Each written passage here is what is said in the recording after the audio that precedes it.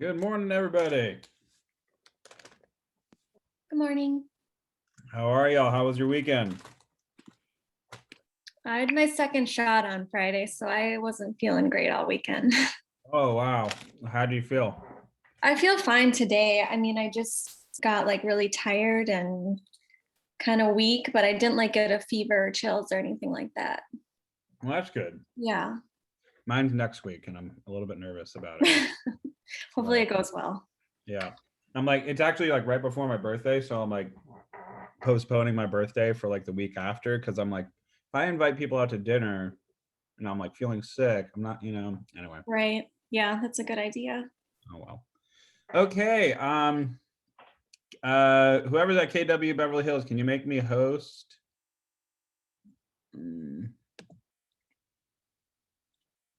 Well, let's see. Yep, there we go. Okay. So I hope everybody's weekend was good. Let's get into our numbers. Miriam, you're up first on the chat window. So how was your weekend and what are your numbers? Hello, Jared. So my numbers is 7, Oh, 7. How many did you reach out to and how many did you talk to? 12. I reached out to 12 and I talked to 7. Okay, perfect. Awesome. Good job. Did you get any leads? Anyone interested? To be honest, not for now. I'm trying my best. No, I understand.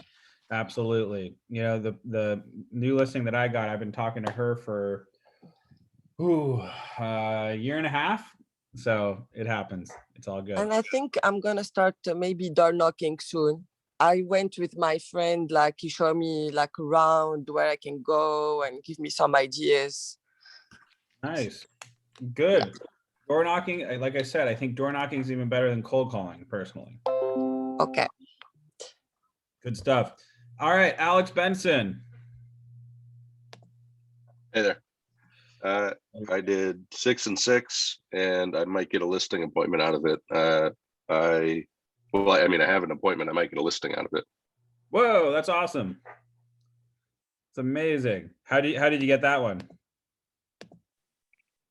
So I sat down with my mom and asked her if any of her friends, had a real estate need, and she was talking about her one friend who's kind of going through a tough time right now and was thinking about selling her condo. So I reached out to her and was just talking about how, despite the unfortunate things, if there is a time where you have to sell your property, I mean, right now is a really good time to be a seller. So Yeah. she said that she wants to sell her condo this summer. It's a condo, and the association pays a land lease. So I gotta. It's not. It's a little complicated, but I'll try to figure it out. Well, that's fine. So, just keep in mind the land lease that's usually built in the HOA. So that might not be the end of the world, but yeah, definitely dig into that and figure out what that entails. So good stuff. Awesome, man. So yeah, everybody reach out to friends and family. That's a great way to drum up some business. All righty, Shannon Schuster.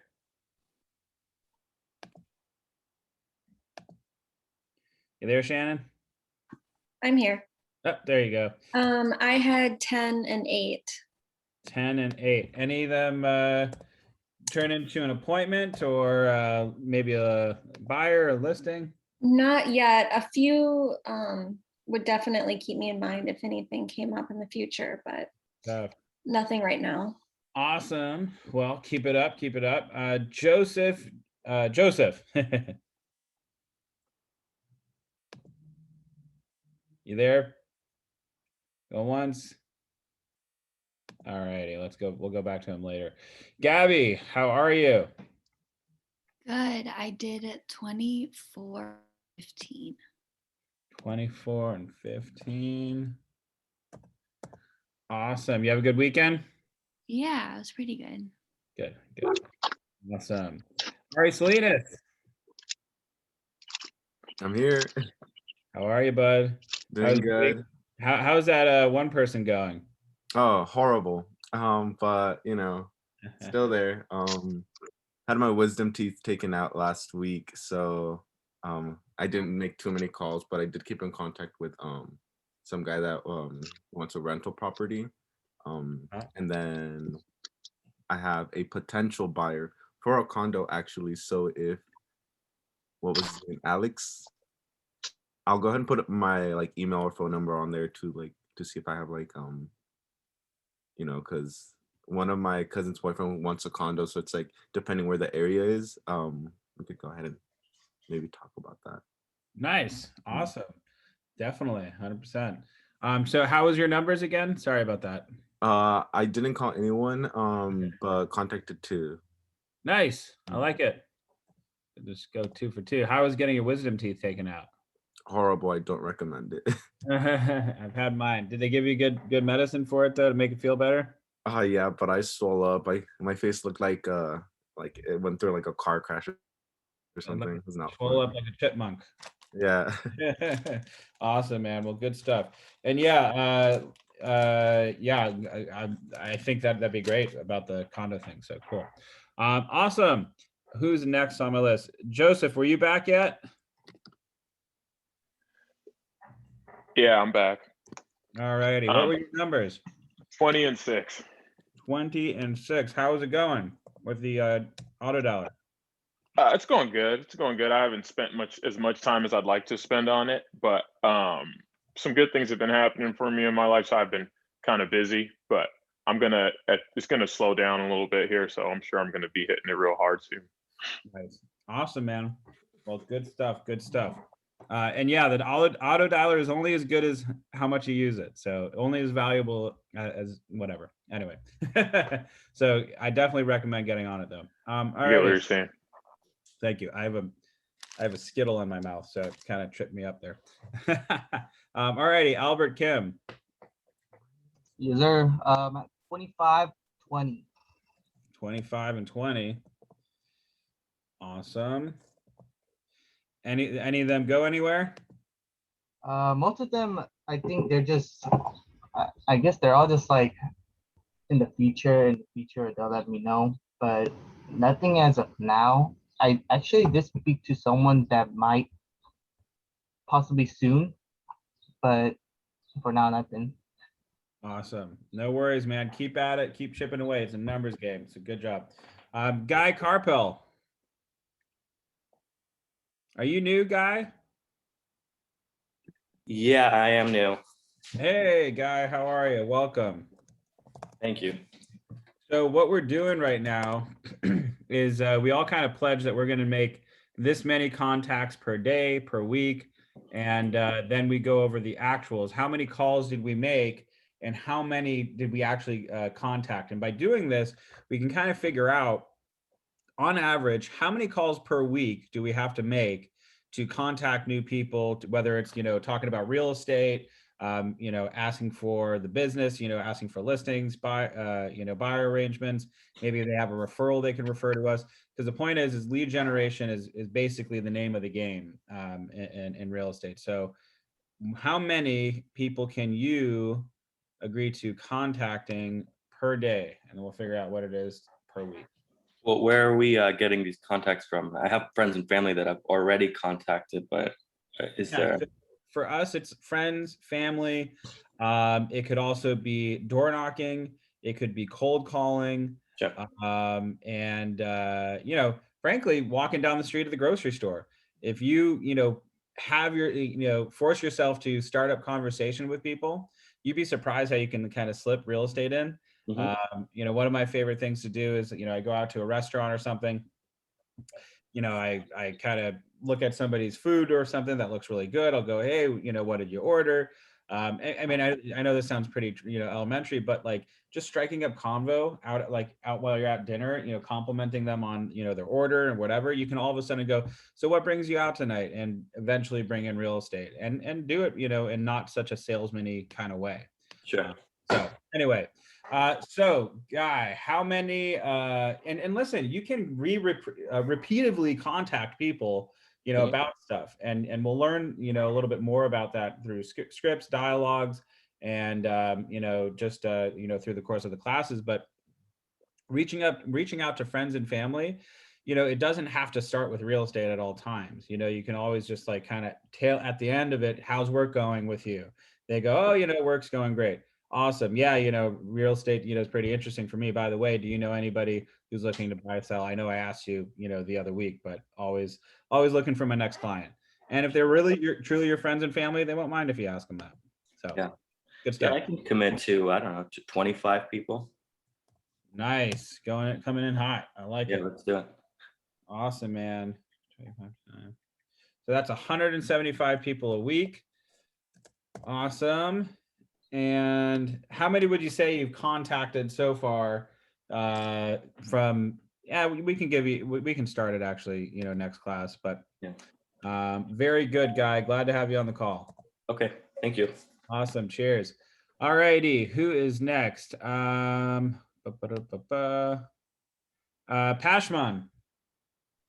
Hi, Jared. How are you, bud? Good. How are you? I'm good. I'm a little bit dehydrated and got too much sun this weekend. I went camping. So I feel a little like fun. Yeah, we did like 18 miles of backpacking and I don't know, maybe about 3,000 feet of elevation gain, so about 6,000 feet altogether. I'm tired. Oh wow. Yeah, that's good. All righty, where are you? Right there. Okay, perfect. So, how was your weekend? Did you get any calls done? My weekend was good. I finally set up my work schedule where I'm only working 3 days a week. So just Tuesday, Thursday, Saturday for this week. So I'm planning to make a few calls today. I'm shooting for 10. So, Nice. but I haven't made any calls this past weekend just because my hours are like 8-hour shifts and they're from like 10 a.m. to 7 sometimes within that time frame. So it's like it's weird to call someone like really late or really early. So today I'll be adding 10 and then by Wednesday I'll probably have 30. I like it. I like it. Good stuff, man. So I'll give you zeros into heroes, so to speak. Awesome, man. Well, good stuff. And yeah, honestly, set the goals so you can just start chipping away at them. I'm sure you'll be impressed with the results that you receive. Because, listen, we can't get a listing unless we ask for it. Just sitting back, hoping somebody gives us a call is, I'd rather be a hunter rather than a. Correct. Yes. All righty, man. Good stuff. Good stuff. All right. Josh Schneider. How you doing, Jared? Not half bad. Not half bad. How about you? What'd you do this weekend? A lot of relaxing. So it was a good weekend overall. I like it. I like it. I'm looking for you. There you are. Good. Relaxing is awesome for the mind, especially. All right. How many contacts did you do? How was that? Since Wednesday, it was 10 and 7, and then 2 appointments. I like it. Good stuff. How'd you get the appointments for the class?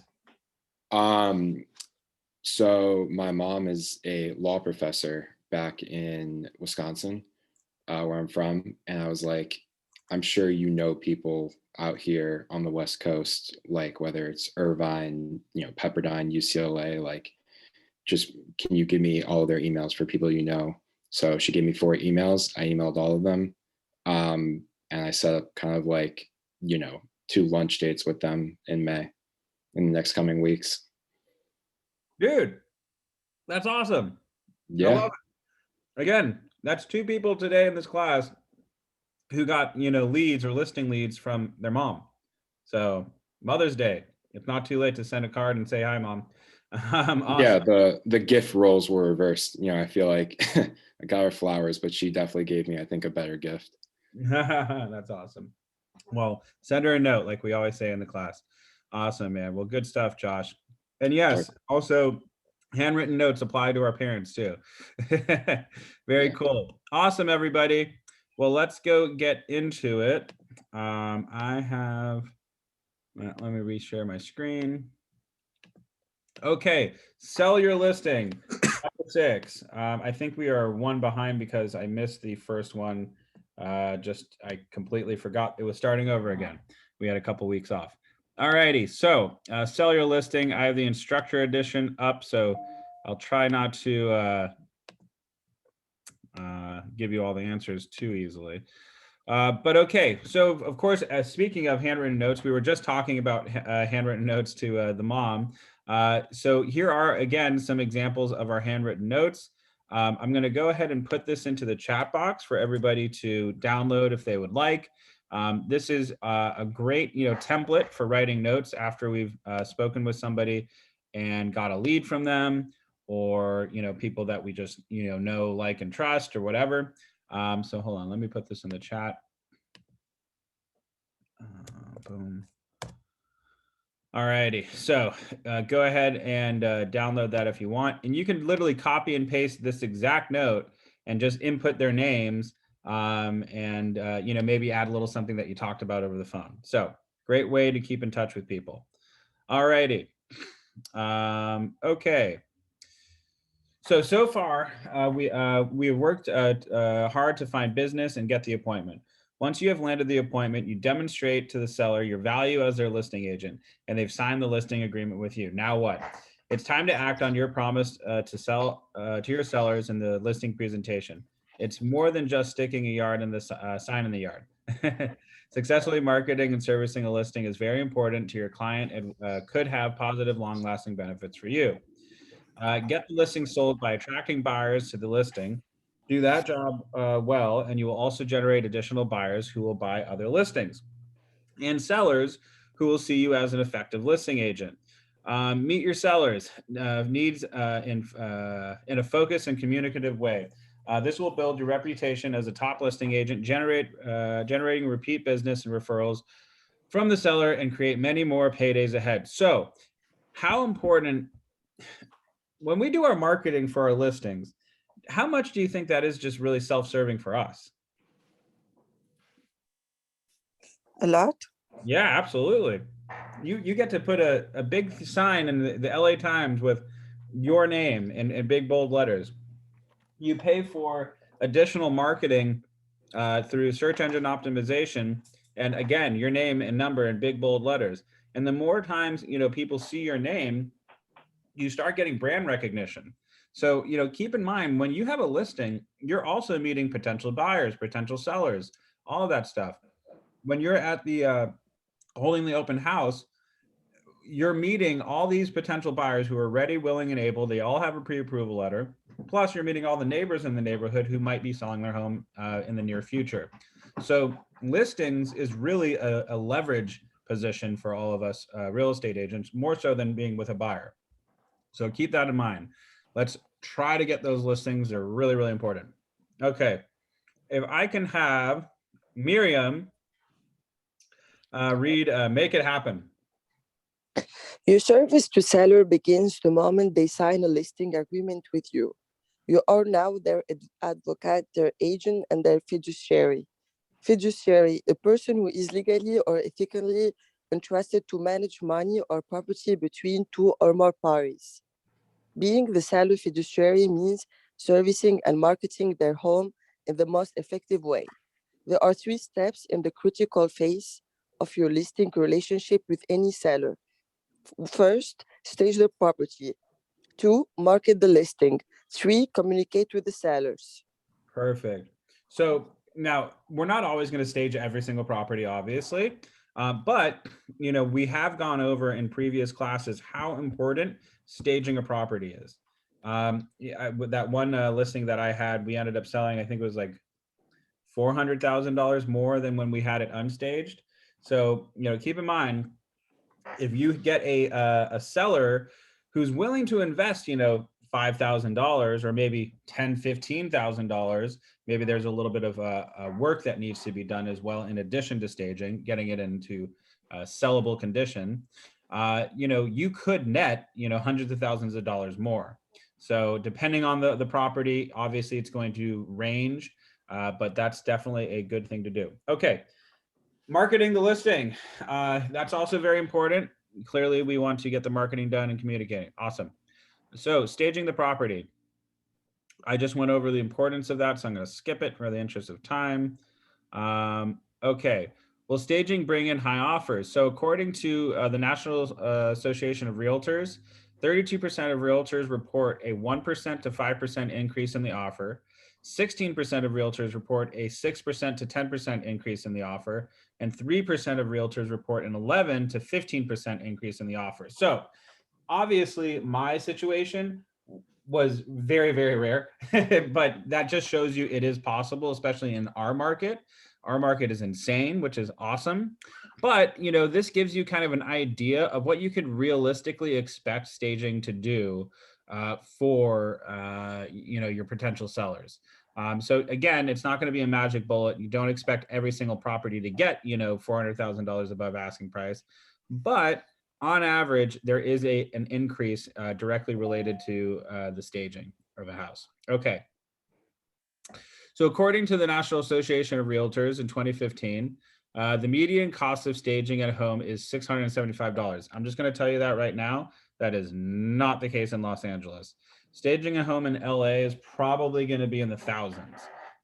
You know, depending on, you know, some stagers who I've not really used, you know, I've heard that some of them will just do rooms, like a specific room in the house, and then everything else will just be kept empty. The ones that I work with, like Meredith Bear, Vesta, and a couple of those other, you know, higher end stagers, they have like a whole house policy, like they won't just take a room. So keep in mind, this kind of staging in Los Angeles will probably, like ours was like about $4,000. So just so you know. Okay, and where is the money most often spent? Now this is important. What are the rooms that are extremely important in the house? When it comes to staging, according to this graphic and according to the National Association of Realtors, the living room is number 1, the kitchen is number 2, the master bedroom is the 3rd most important, and then the dining room, and then followed by finally the exterior. I disagree with this a lot, and I'll tell you why. I think the exterior and the living room are tied for first. If your house does not have curb appeal, you'd be surprised how many buyers will just turn away. Just like, oh, whoa, I don't care what it looks like on the inside. I hate the outside. So keep that in mind. You know, obviously sometimes you can't change the exterior, but if it's something like, oh, there's a wall that could use some painting, or the fence could be painted, or, you know, the tiles in the front, you know, could be pressure washed. These are all very important things to make it, you know, look curb appeal. Yeah, to have some curb appeal, excuse me. And believe me, first impressions are lasting. So just keep that in mind. The exterior, the front curb appeal side is very, very important. Okay. So let's do a little exercise. Although you've discussed staging in your listing consultation, when it comes time to actually doing it, some sellers may show reluctance and raise objections. Stress the importance of the home's appearance to helps to achieve a quicker sale. So let's do this. What would we do if we had the following objections? I don't see why this is so important. Give me some reason what we could say back to our seller who says, I don't see why this is so important. Because he doesn't want to spend more money. No, what would we say back to them? So I'm the seller. I don't really see why this is so important. What could we say back to them for that? What would be our objection handler?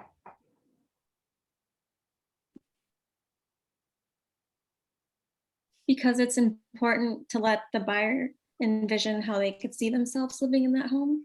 Certainly, that's definitely a good one. But personally for me, and according to the book, if we want to sell faster or for more money than your competing sellers, then we need to stand out in terms of condition.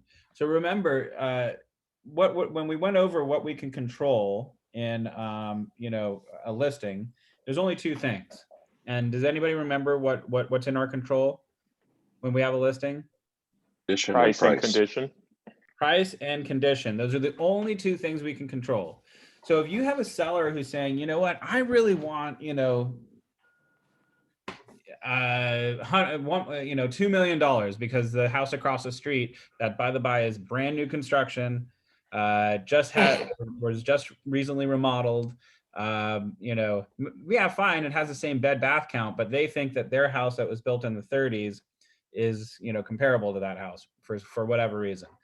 So we would have the conversation, listen, if you want more money for the property, we would have to improve the condition of the property. So, keep in mind, price and condition, only things we can control.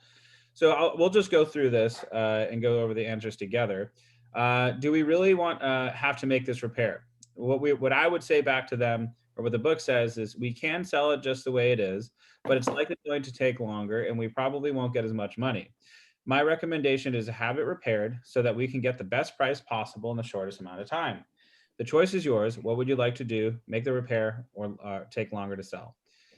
So as we, give them the option, we have a positive and a negative, and that's how we present that option, that situation to them.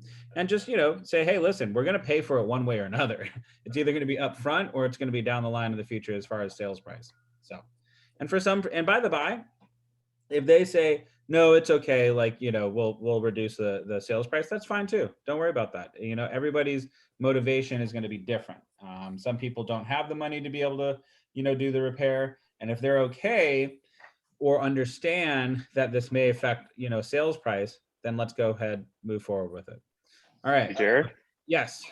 how do you know, like, how would you like, is there like a formula to know if it's going to even be worth it? You know what I mean? Like, because sometimes you might, is there a way to know, like, if you might pay more staging and still not even get much more over what you decided to price it at anyway? You know what I mean? Yeah. So for example, this is where a little bit of like touch and feel comes into play, because not everything is going to pencil out immediately. So how do I describe this? Okay. So for the house that we ended up spending like $15,000 in, when you looked at it from the street, it looked really, really cute. It obviously needed some fresh paint. It needed a little bit of this, a little bit of that, but the layout was really nice. The actual functionality of the home was really well. The bones were great, so to speak. There were just some weird, it was like a gold painted archway in a Spanish house. It was kind of strange. They had like a Mediterranean feel in the back that we needed to, bring kind of the Spanish home feel back to it. It was very hodgepodgey, but it had great bones. So that one, we were like, okay, we could, use a good, paint around the house. We could redo the paint in the interiors. We could refinish the floors a little bit and, power wash the tiles. And I think the entire, construction and staging was about $15,000. Now, if the house, and again, you're going to have like a little bit of a feel for this. How much is it going to be worth, staging it? If it's like an old home, but like has a little bit of upgrades, like such as, the kitchen may have been upgraded a little bit, go ahead and like stage the whole property. Because frankly, a lot of times our sellers don't really have nice furniture. And if you have the opportunity to have it like completely empty and barren, go ahead and stage the whole property, because it definitely will probably increase the sales price. And honestly, the formula, would be this. 32% of realtors report a 1 to 5% increase. So listen, if they're looking for a 1 to 5% increase in sales price, then yeah, staging would make sense. And 1 to 5%, increase based off of, a $2 million house, it's worth it. It's okay. So anyway, sorry, I don't have an exact answer for that. It's just kind of a little bit of feel at that point. No, that was helpful. Yeah. Okay. So, and another thing I wanted to say, if it's an empty home, go ahead and I would recommend staging it. Like if you can get the home empty with no furniture and barren, staging it is always better the option. But again, some people are just going to say, I don't want to go through all that. I only want to move my stuff out when we get an offer. So just work with your clients on that one. Okay. Hey, Jared. Yes. Do you have any info on this cost deferred staging and minor repair program, the concierge service? Yes. So I don't have a lot of info on that because I haven't used them.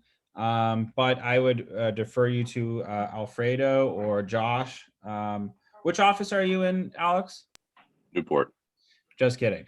I would talk to your team lead and see, how that goes. Make sense? Yeah, thanks. Okay, cool. Yeah, because to be honest, I think we might have a different in-house stage person, so I'm not sure what they have in Newport, to be honest. So sorry. Okay, marketing the listing. If I could have Joseph, if you could read marketing the listing. Sure. Marketing the listing. Put your listing on the buyer's radar screens. Your 14-step marketing plan, which you presented to your sellers in your listing consultation, is designed to produce maximum exposure quickly and allow you to capture as many buyers as possible. 1, price the home competitively with the current market and price trends. 2, advise your sellers on how to attract buyers by showing their home in the best possible light. 3, place for sale signs with property flyers easily accessible to drive-by buyers. 4, respond to all buyers' inquiries immediately. 5, optimize the home's internet presence by posting your property in the Keller Williams listing system, located local and global MLS system, and on social media with plenty of photographs and descriptions of the property. 6, market the home on multiple websites, including your own site with KW local office and KW national sites to attract both local and out-of-town buyers. 7, post the home on your branded KW app. 8, create flyers and comment cards for reviews of the property. 9, distribute just listed notices to the neighbors, encouraging them to tell family and friends about the home.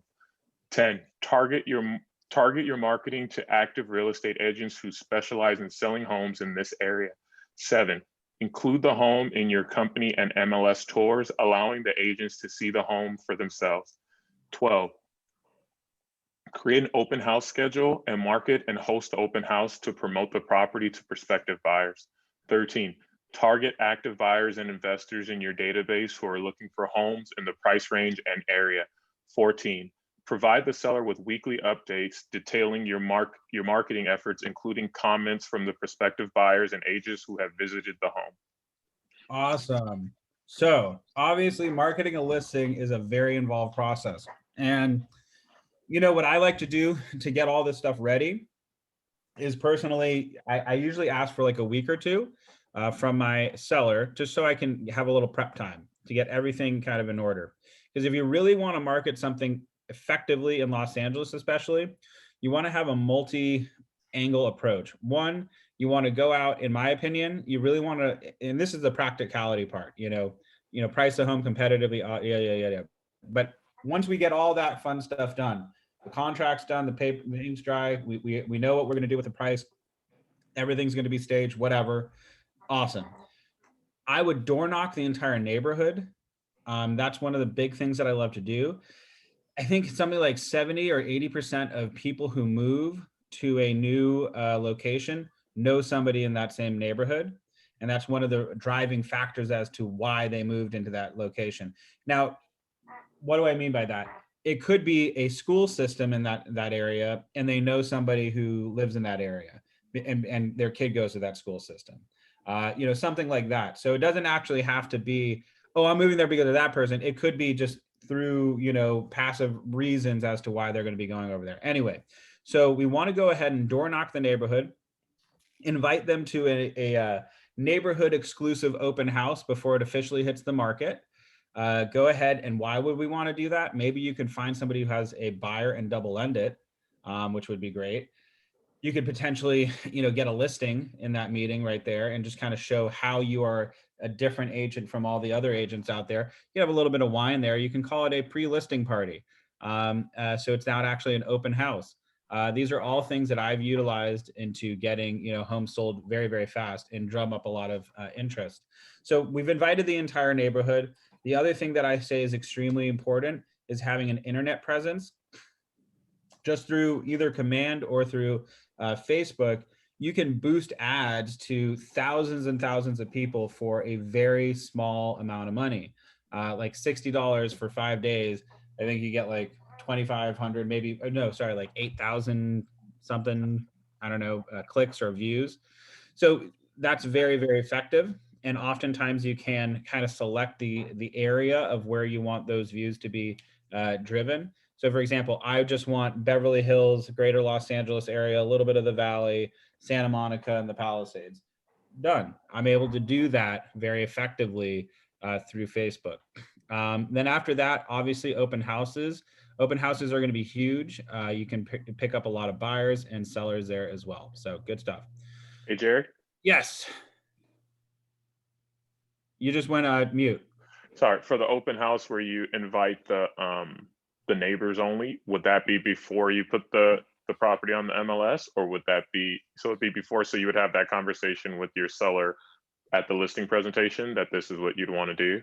Yeah, or after you get everything signed. But then doesn't that affect the days on the market, or No, not at all. no? Okay. No, you're just inviting people to a party. It's not technically an open house. So I am kind of skirting around it. It's like a coming soon. You can do coming soon, a week before you actually hit the market, which I also like to do a lot. People love coming soons. When you get, also, let's talk about that. Thank you for reminding me. Remember when I said I like to take a week or two before I put it live on the MLS?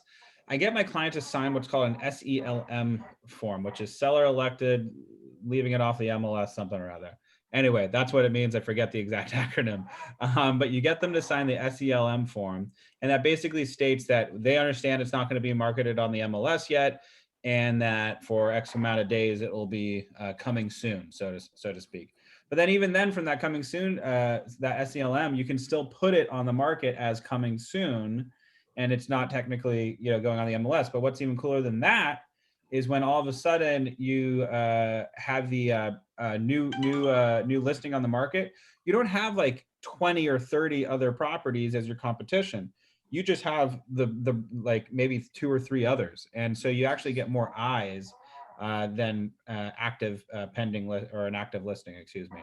So I like to utilize coming soon, Joseph, just to answer your question. The coming soon is really, really effective. And then you can also do a quote unquote party for the neighborhood at the house. And it's not an open house technically. So anyway, good stuff. Okay. Hey, Jared. Yes. So what are some cases that people get in trouble for coming soon? Because I've heard of people getting fined for listing or marketing their properties as coming soon. I have to relook into that, but I believe you're able to have it as coming soon, and you yeah, I mean it's really hard to get a ding for that. Can you elaborate a little bit on who you know or heard? Well, I saw it on social media. Someone was complaining that there was a Karen that complained about, I guess it has to do with it not being fair. Like not everyone has equal access to the property. And by saying coming soon, you're only targeting your followers or the people in your proximity, maybe? Right. So I mean, technically, yeah, you're not supposed to market. So the way around that is you can do person to person marketing.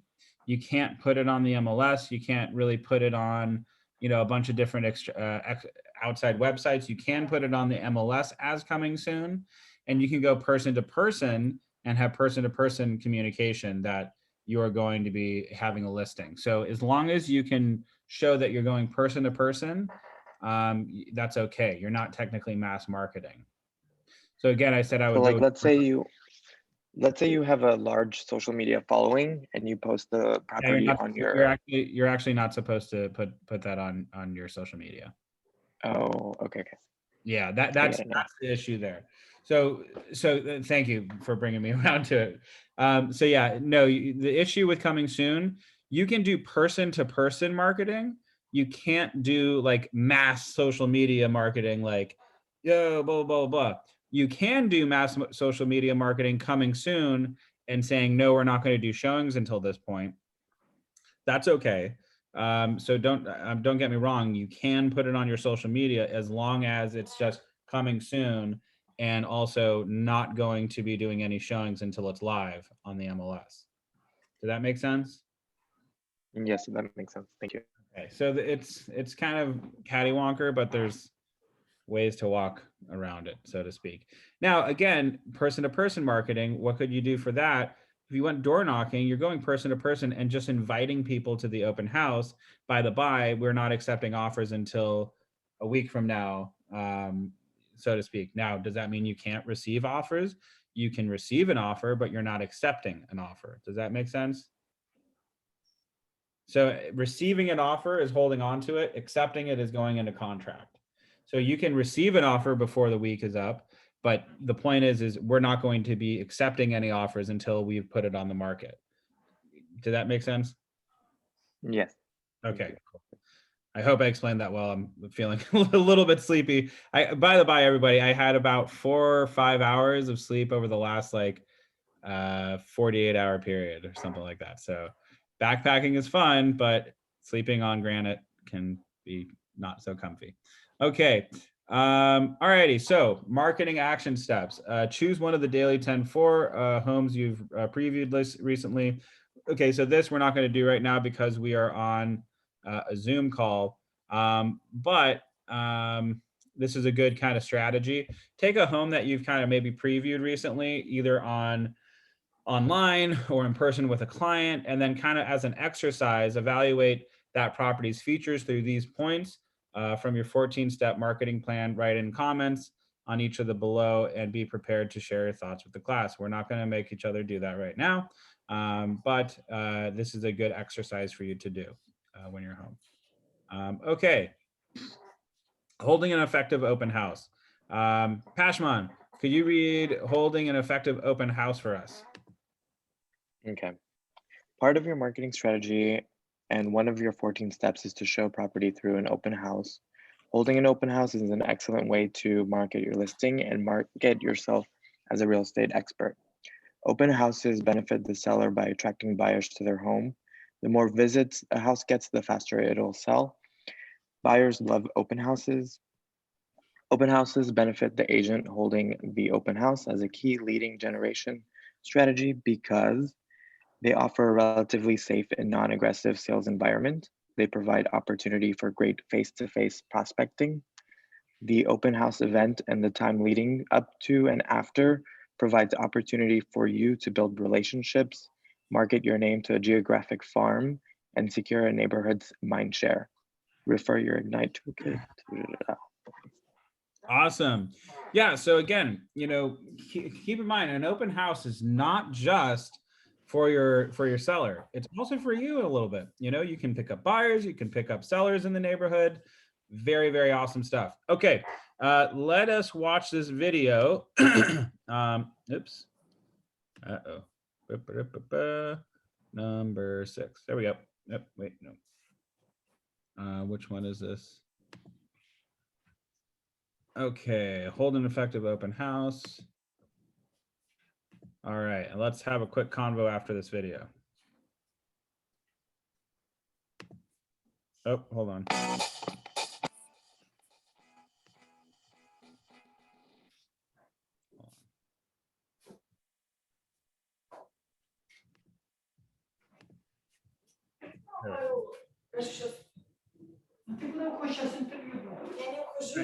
We can mute ourselves for this video. Я буду с тобой, а потом пойду. У меня потом не будет времени одеться. Olga, can you mute yourself? Я не видела, она же была у тебя там. Okay, hold on. I did it for her. All righty. Hi, I'm Chris Suarez, and I'm here to tell you the 5 steps to holding an effective open house. Step 1, strategically select the home you want to hold open. Choose a home that gives you the greatest potential to have buyers and sellers find you. This might be a home that is in a great traffic pattern, whether that be car traffic or people walking by in walkable neighborhoods in your community. Select a home around a local event where neighbors or even out-of-town people might be stopping in. Step 2 of holding an effective open house is advertising and marketing. Marketing begins a week in advance of any open house you might hold open. Begin by posting internet ads a week before. Get a sign in the yard and let neighbors and passerbys know that the home will be open later in the week. Remember to contact both by phone and email any internet leads or phone calls you've received on that listing prior to the open house. Don't forget to make 50 calls around the home prior to the open house and door knock, a radius of about 2 or 3 blocks. Step 3, know your scripts. Know what you're going to say to greet the visitor. Know what questions you're going to ask while they're in the home. One of the greatest first lines you could use is, "Thanks for stopping in to tour my open house. Are you one of the neighbors, or are you out shopping for a home today?" Immediately, you'll know if you're dealing with a potential buyer or a potential seller. Step 4 is keep the right mindset and prepare. Remember, open houses are lead generation activities, so enter with the mindset of a top lead generator. Prepare yourself with comparable properties, market research, at least 2 or 3 other homes that you could potentially show should the opportunity arise. And step 5, always follow up with every lead that comes through that door. Call them, email them, write thank you notes that same day. A simple follow-up script to use directly after an open house goes like this. "Thanks for stopping into my open house this morning. It was great to meet you. I did a little bit of digging in the office after we met and after the open house and found 3 other properties I think really fit your search criteria. I know the home that we saw this morning wasn't quite perfect, but these 3 have some real potential. We could get into them tomorrow at 4 or at 6, which would work better for you. Great, let's meet at my office and we can go from there." My biggest aha when doing open houses is remembering open houses are not a technique to keep current sellers happy. In reality, open houses are great lead generation tools to connect with potential future buyers and sellers. By using effective scripts and systems leading up to the open house and great follow-up techniques after the open house, you'll build a met database of future buyers and sellers. Thanks for watching KW Connect and make it a great day. All right. There were some nuggets of gold in that one. So what were some big ahas for everybody on this call that this gentleman was speaking about? Like, did anything stick out that went, "Oh shoot, I didn't think of an open house like that"? Those 2 scripts were pretty amazing.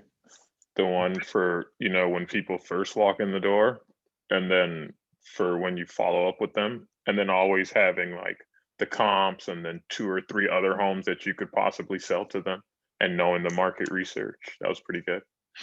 Listen, I get this all the time whenever I teach this class.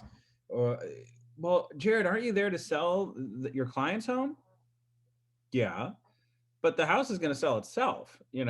What I'm there for is to personally, for me, like, yes, it's to sell the property that I'm currently at, but alternatively, if somebody walks into that door and goes, I like the house, but I would only buy it if it had a big backyard, and unfortunately it doesn't. It has a big front yard, and there's no way I would possibly ever buy this property. Okay, that's great. Listen, I have these 4 other houses in this neighborhood, and these 2 have really large backyards. Are you working with an agent? No, I'm not. Great. Let's go take a look at them after this. I'll call the agent right now. I know they're having an open house. Would you like to go walk over there right now? And boom, you potentially have a buyer. So I look at open houses as lead generation activities, just like this gentleman said. And I think that's something that we all should kind of walk into, realizing that open houses are even more so for us than they are for our sellers. Listen, people have to see the property to buy the property.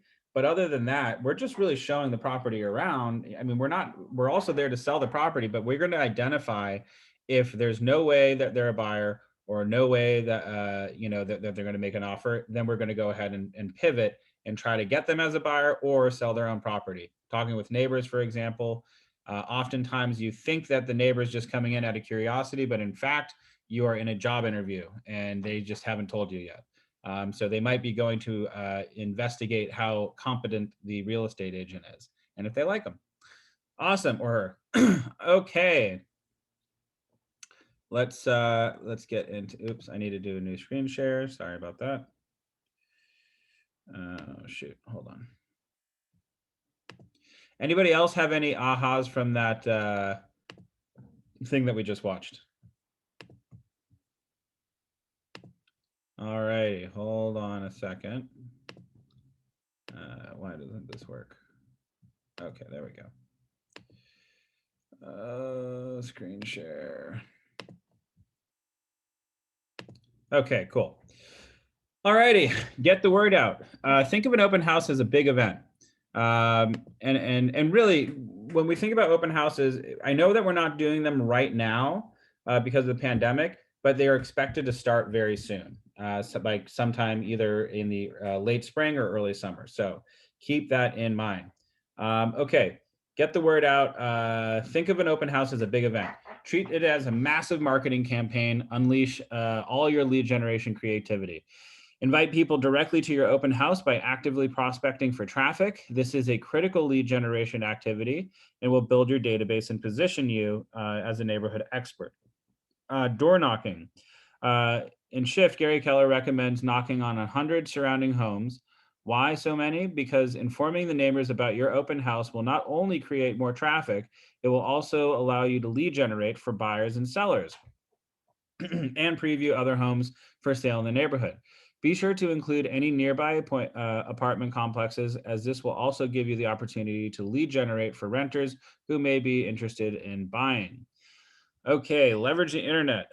The National Association of Realtors reports that 92% of buyers use the internet in their property search. Zillow, Trulia, and Realtor.com are popular sites for open house information. Use social media. Social media to get out the word about your open house. Create a Facebook event and invite everyone. Market the open house as a fun and exciting event. Post your open house on neighborhood groups and forums. Get the word out to as many groups and forums as possible. When it comes to Facebook, don't use your personal account for your real estate services. Why? It lacks professionalism. Establish a professional Facebook account for your real estate business. So I agree with that. But at the same time, I always post my professional stuff on my personal account as well. So I think that you do need a professional website. Not so much about the professionalism, because if we're in real estate, we have to keep in mind what we say and do online holds exceptionally heavy weight on us. So if your social media is, how do I put this? Maybe just saying not so classy or professional, or you have a lot of political statements on there, maybe think about finding another forum for that kind of stuff and button it up just a little bit, because on the internet these days we are very searchable, and we want to only put out what we want to have out there and not bite us in the rear end down the line. Okay, anyway. But yes, I use Facebook exclusively, almost exclusively, also because you can boost posts on Facebook and you can pay for views. Okay. Twitter is another amazing way. I don't use Twitter personally, but if you have a large following on Twitter, maybe use that as well too. Okay, use images when you post on Facebook, tweet tips about moving and staging, marketing a new real estate listing, set up a Pinterest board of your real estate listings, engage when you use social media for real estate, use contests and sweepstakes. All fun. For example, some of the stuff that we do as agents to get a house sold when we are doing open houses is we actually have what's called the broker's caravan. And does anybody know what broker caravan is? I think you all go together as a group. Yeah, it's basically open houses exclusively for real estate agents. So for example, it's usually for Beverly Hills, it's on Tuesdays.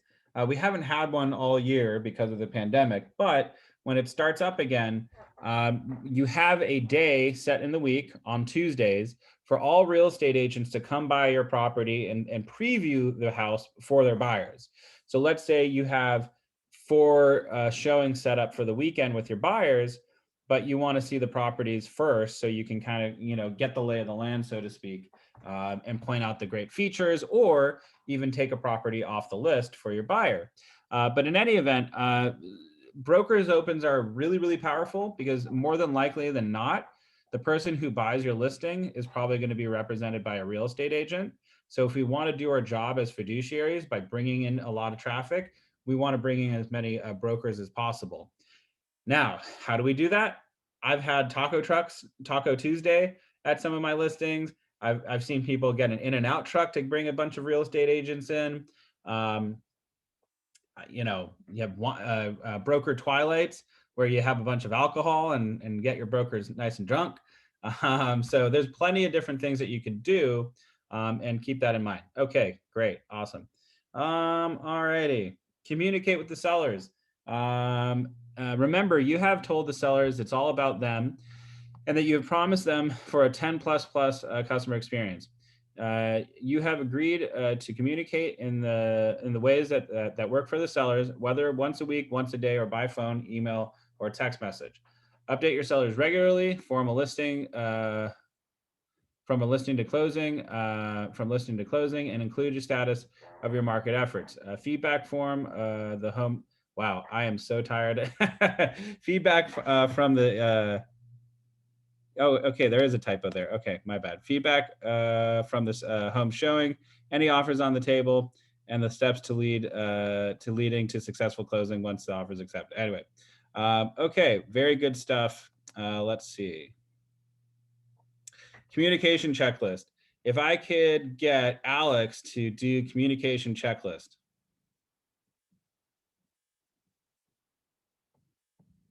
You there, Alex? Yeah, I'm here.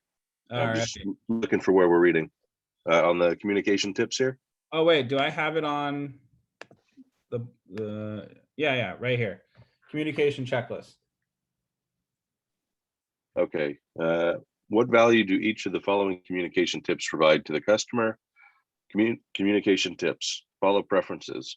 Always ask and learn about your customer's preferred communication method and timing.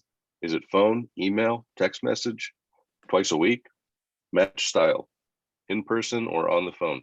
Always seek to match their communication style. Always update. Updates should happen even when there may be no new information to share. If there is no news, consider if there needs to be changes in condition, price, or both. Be prompt. Always respond as soon as possible or on the expected schedule. Never talk down. Always communicate as a partner with your customer. Keep a log.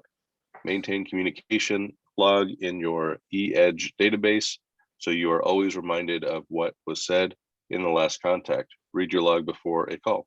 Decision maker focus. Always include all decision makers. Great attitude.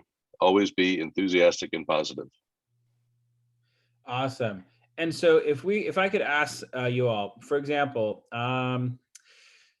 never talk down. Always communicate as a partner with your customer. How much value would you give that?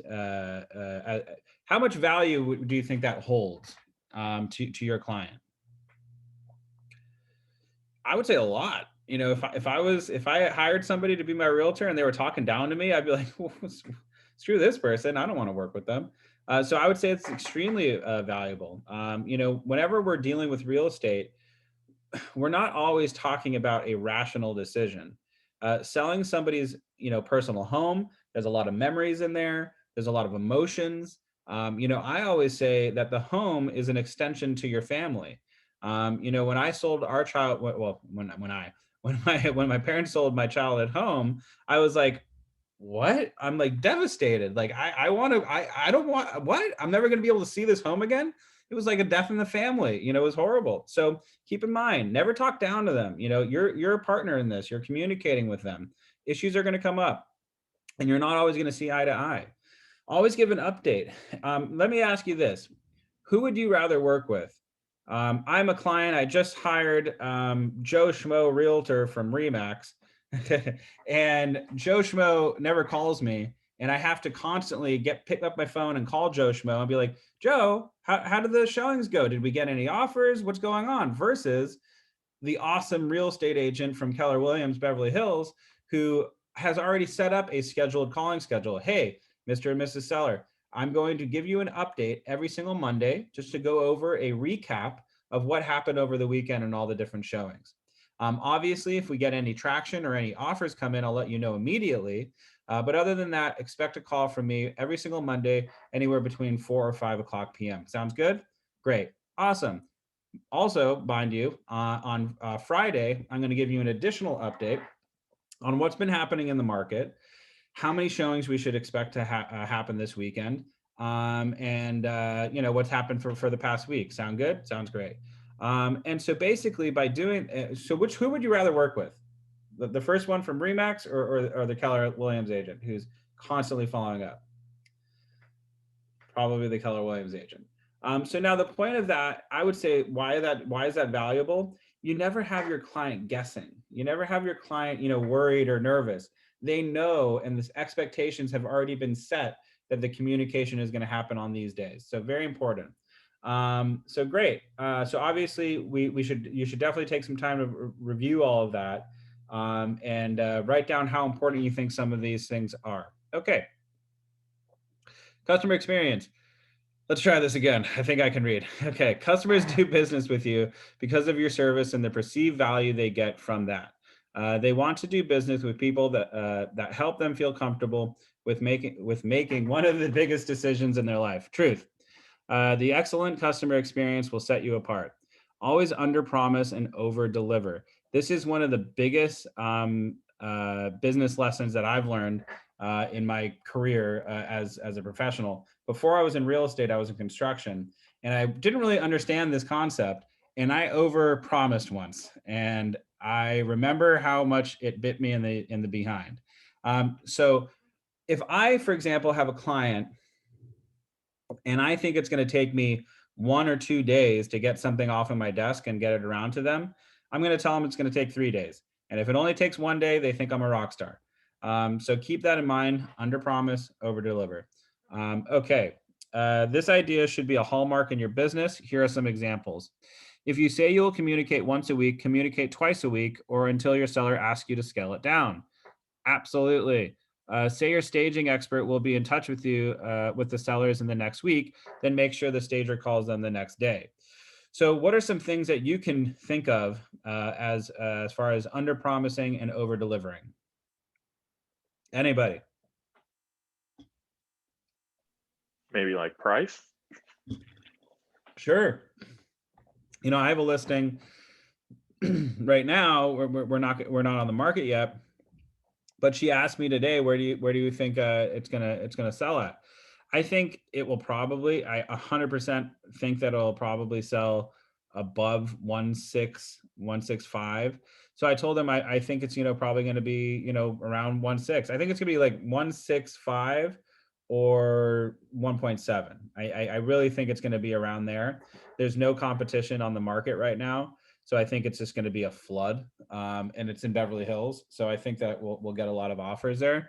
But I told them I think it's probably going to be 1.6, you know, flat out. And I think it's probably going to be more. So that's something that I did. What are some other ones?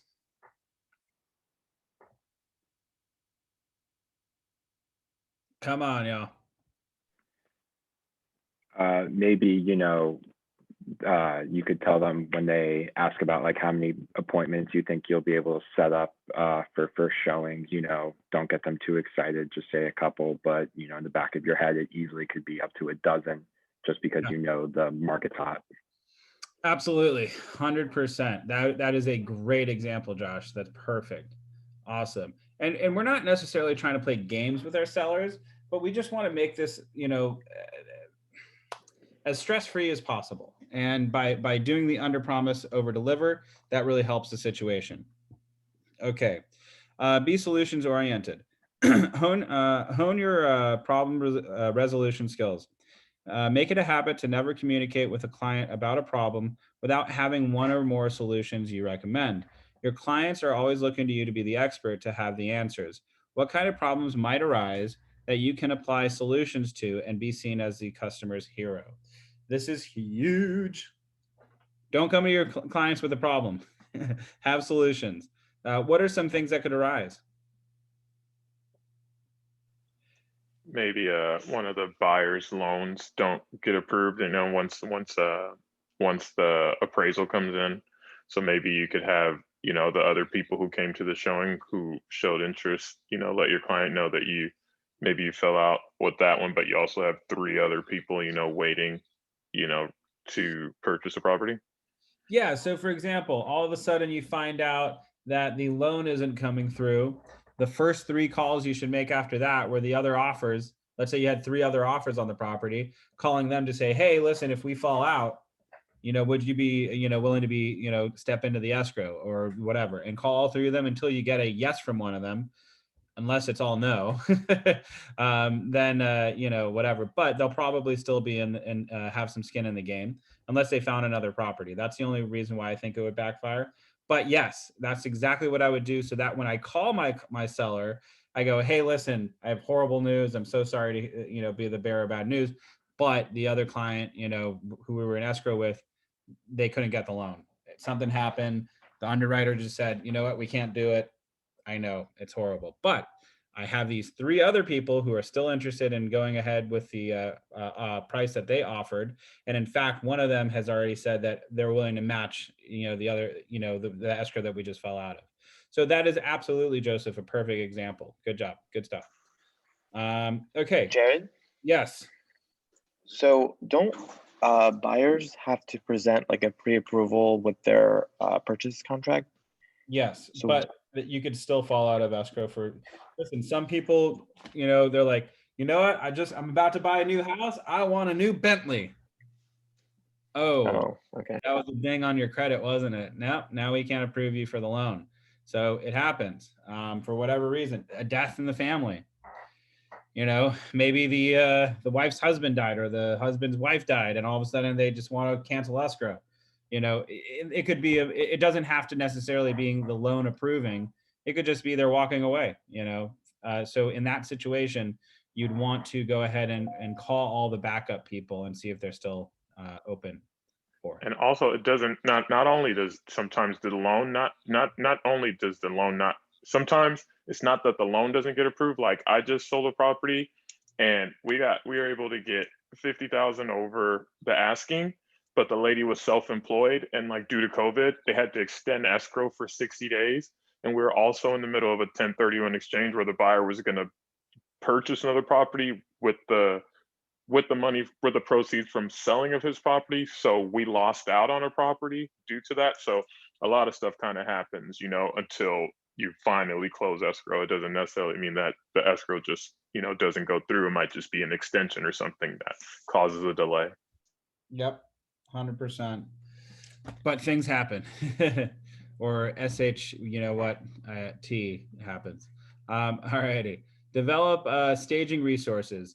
You'll discover with a little practice, I thought that said patience for a second. I am so tired. You'll discover with a little practice, you can become a great first-tier staging advisor.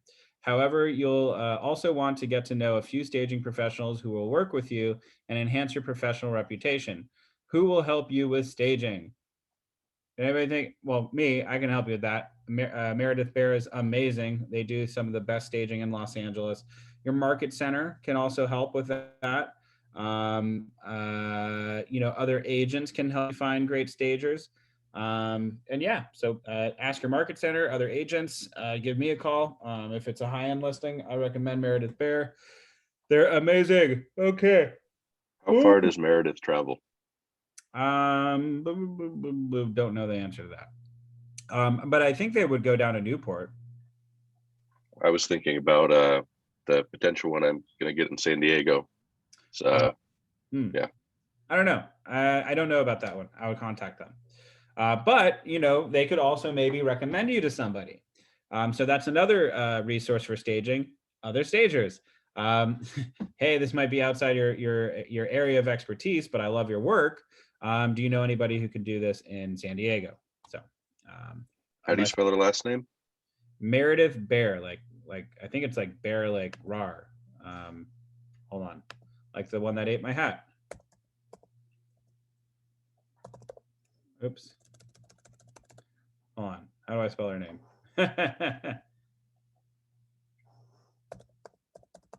Meredith Bear?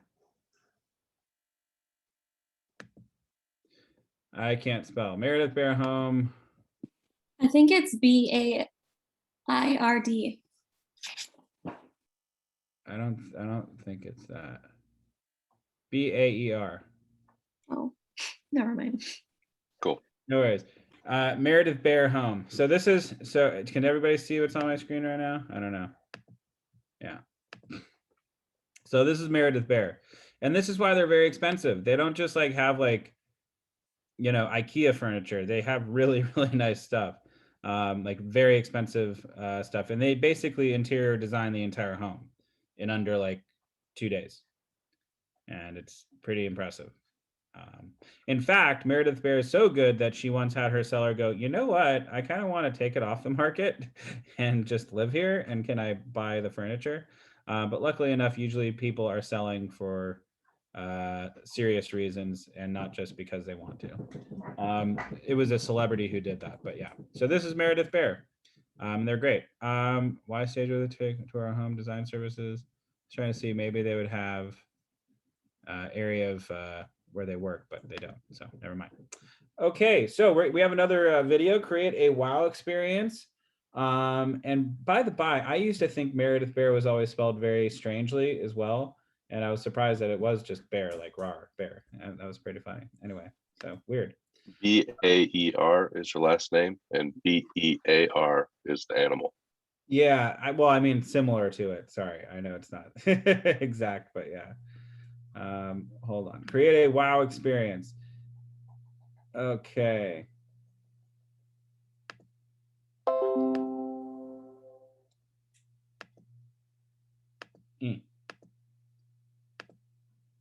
Why isn't this not clicking? Okay. All righty, here we go.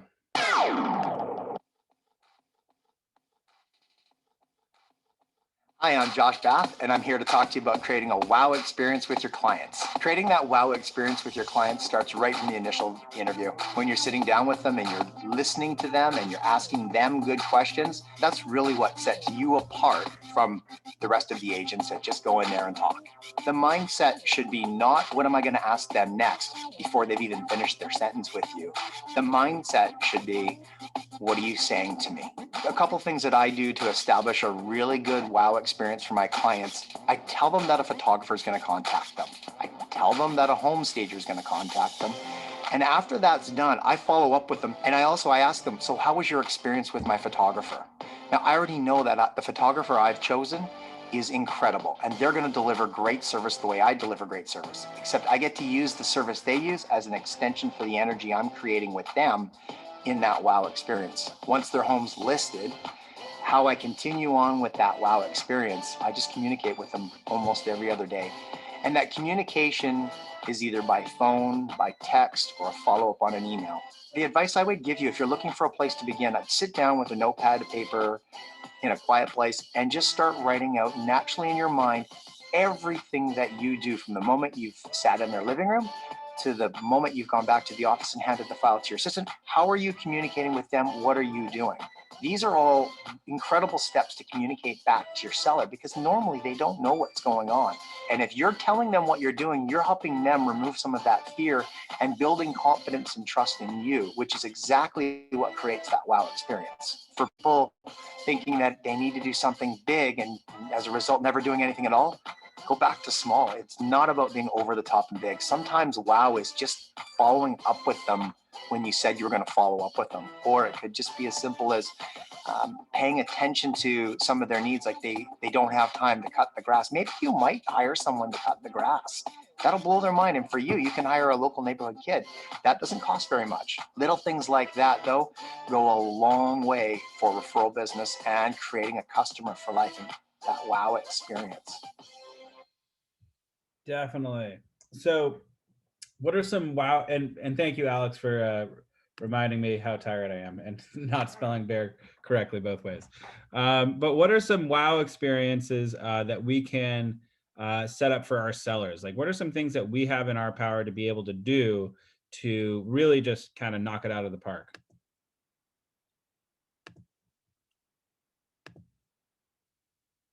Anybody?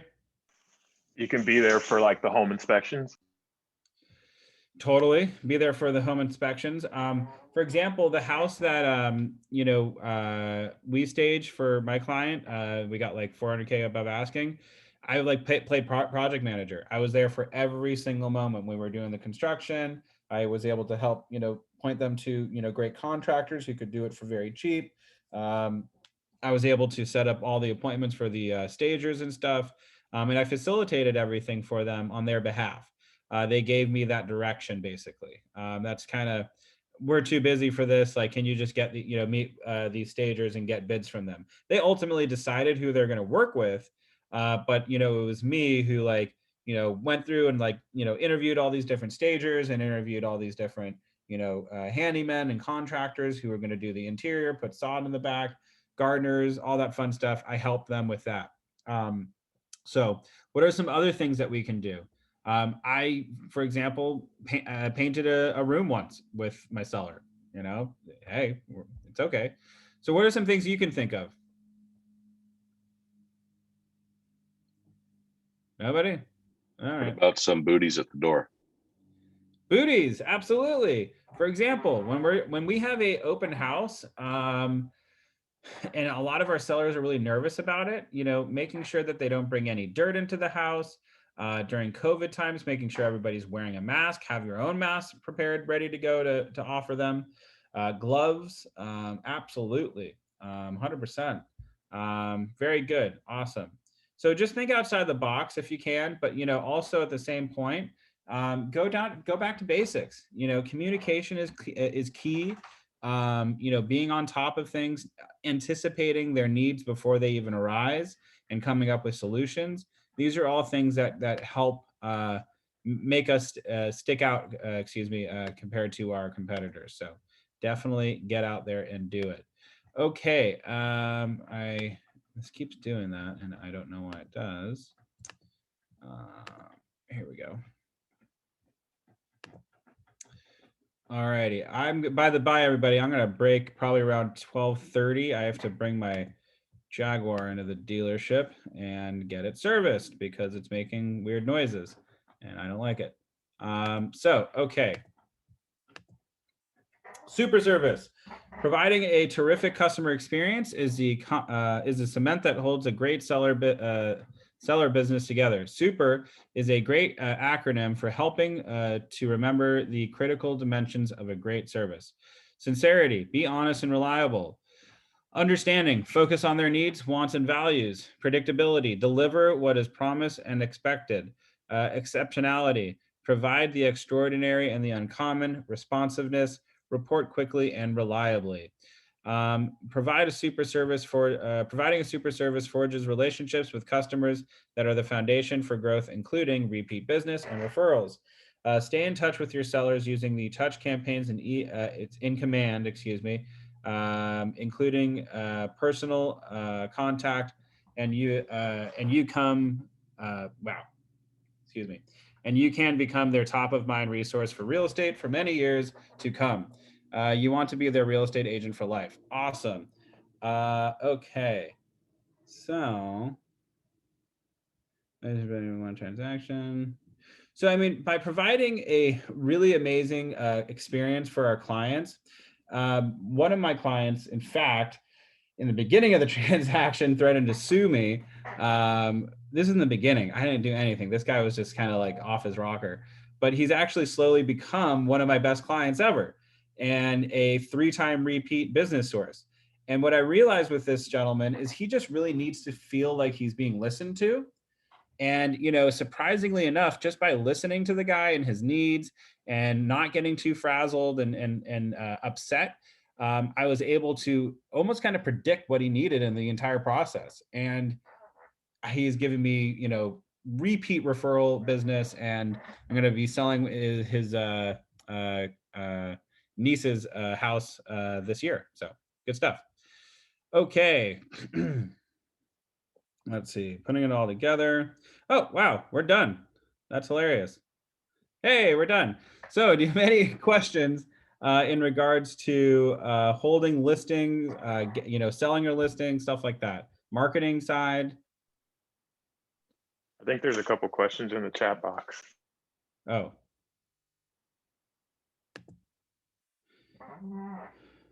Okay, can you talk about the concierge service? Again, it's going to be different for each office, the concierge service.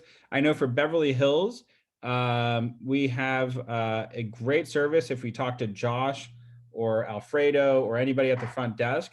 They can point you in the right direction. But essentially the concierge service is they don't have to pay out of pocket for staging and light upgrades, like remodeling, or for example. If like the whole house needs to be repainted, the floors need to be like refinished, maybe the light switches want to be changed out to more modern one, maybe the electrical outlets might look better with upgrades. Basically like a pre-inspection, like anything that's not to code that needs to be brought up to code before hitting the market, including staging. Also, maybe they need storage, long-term storage, for example, while they're on the market because they haven't found a home yet, or short-term storage, excuse me. Need some help with moving expenses. A lot of these concierge companies can provide all of these and facilitate all of it. And the great part is they don't have to pay anything out of pocket. It's paid through the proceeds of escrow. So that's the benefit of the concierge service. But again, each office has different concierge services that they're using. So just talk with your team lead or the front desk or something, they can help out. Okay, is staging done for a flat fee until the home is sold / terminating contract, or is it done for a time period, example, 2 weeks? Yes, so it is typically a flat fee for a certain period of time.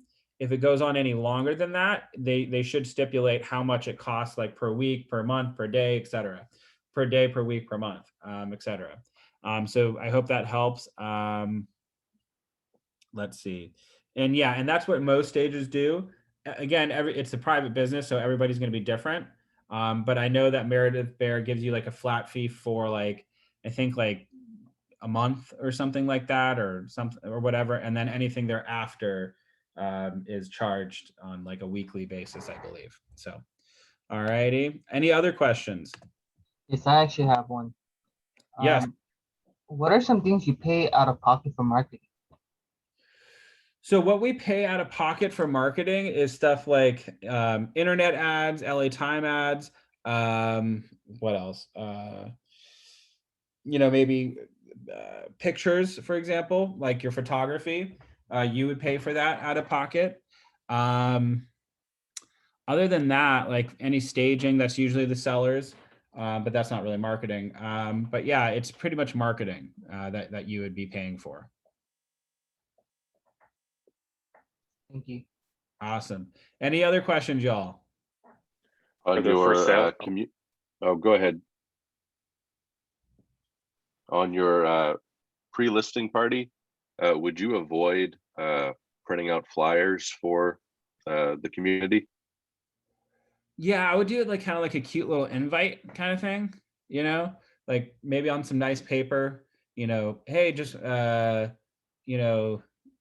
neighborhood party at blah, blah, blah, blah, before it goes on the market. Would love for you to come. Drinks and, whatever will be provided, something like that, and that's a good way to do that. And why do I, say drinks? Technically at an open house, you're not supposed to serve alcohol, but this isn't an open house. This is a, going away party, so to speak, for the sellers. So, great opportunity to see the property before it is sold, and say goodbye to the, homeowners, something like that.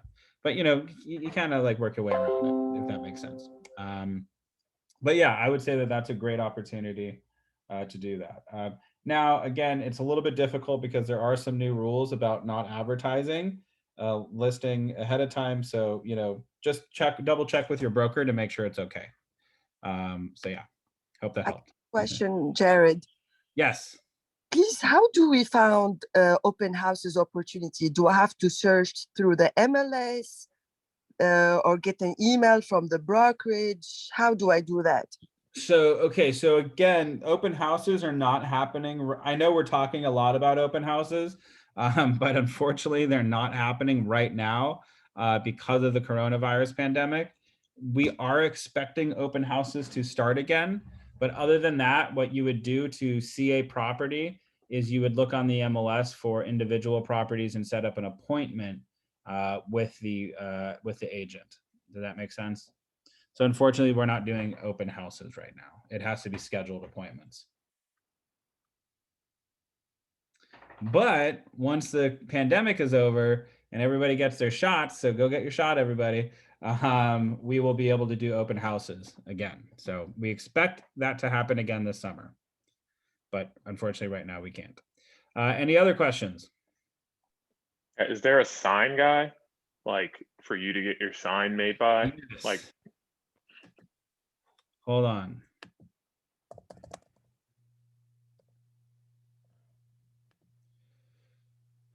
My favorite is D-Sign, which is like design.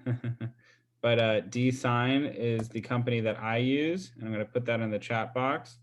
They make really, really great open house signs, for sale signs, all that fun stuff. They have like everything, like for example, like you can get like custom face masks made. You can get floor graphics, car magnets, whatever. But the favorite ones that I have are the open house signs and the portable signs where they actually go out and hang the signs, hanging signs for signposts. And that's great. They also have like little boxes that you can put on the open house signs, so you can have flyers in there. They're a one-stop shop for your open house marketing needs. So they're great, and that's in the chat. Any other questions? Just want to say, Jared, this is my last class, so thank you for the past 6+ weeks. Thank you, man. Absolutely. Sorry, I'm a little bit sleepy, but I did like over 18 miles of backpacking and only like 5 hours of sleep in the last couple of days. So I'm like, whew, I'm wiped out. Feeling good though. All good, man. So good stuff. So for the new people, I'm not usually this stumbling over my words. I'm usually quite loquacious. Anyway, awesome, everybody. Well, thank you so much for joining. I look forward to speaking to you on Wednesday, or seeing you on Wednesday, and being a little bit less sleep deprived. And go out there, get some new appointments, and hey, hope somebody gets a listing from now until then. So good luck. Cheers. Thanks, Jared. Bye. Thank you. Thank you. you.